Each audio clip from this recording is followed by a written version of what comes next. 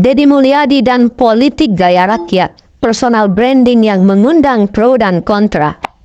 Dalam jagat politik Indonesia yang kerap dibanjiri narasi elitis dan retorika kebijakan, Deddy Mulyadi tampil berbeda. Mantan Bupati Purwakarta dan ex-anggota DPR RI yang kini menjadi Gubernur Jawa Barat, membangun jalannya ke pusat perhatian melalui pendekatan personal yang membumi, atau bagi sebagian pihak terlalu membumi.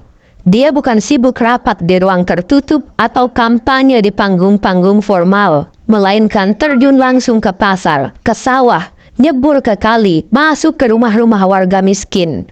Dan yang lebih penting, dia membagikan semua itu secara masif lewat media sosial. Strategi personal branding ala Deddy Mulyadi seolah menjungkir balikkan konvensi komunikasi politik. Dia tidak membicarakan kebijakan secara kompleks, tapi memberi makan orang lapar. Dia tidak mengunggah pidato panjang lebar, tapi merekam momen ketika dia menyekolahkan anak pemulung, membedah rumah janda tua, atau bercengkrama dengan pedagang kaki lima.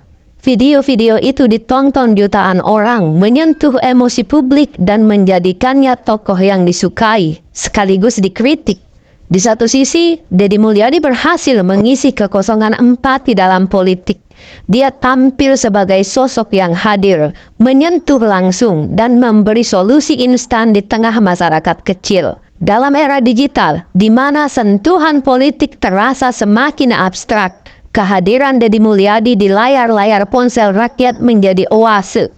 Dia tidak menjual program, dia menjual pengalaman. Dan dalam banyak kasus, itu jauh lebih mengena. Kedekatannya dengan budaya Sunda, narasi-narasi lokal yang ia bangun, serta penggunaan bahasa sehari-hari membuatnya terasa otentik. Deddy tidak berjarak, dan justru itu yang membuatnya istimewa di mata sebagian masyarakat. Namun di sisi lain, tak sedikit pula yang mencibir langkahnya. Kritikus menyebut aksinya sebagai show politik, kemiskinan yang dikomodifikasi, atau bahkan eksploitasi kemanusiaan demi elektabilitas.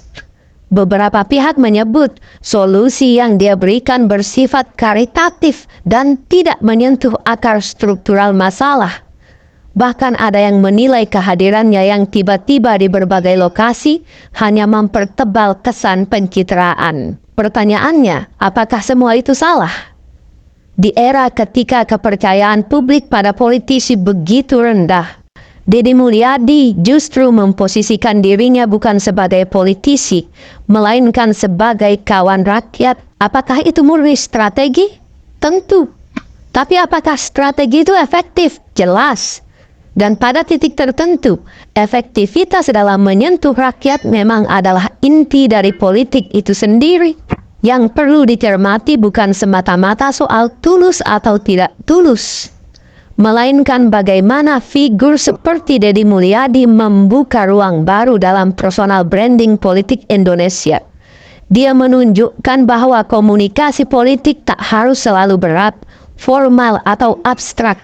Bahwa menyentuh rakyat bukan hanya dengan program, tapi dengan kehadiran. Namun, untuk benar-benar membuktikan bahwa dia bukan sekedar aktor yang lihai memainkan kamera, Deddy Mulyadi harus bisa melampaui narasi empati dengan gagasan sistemik, solusi berkelanjutan, dan posisi politik yang kuat. Disinilah tantangannya.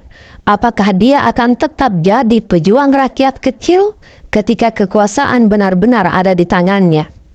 Thank you.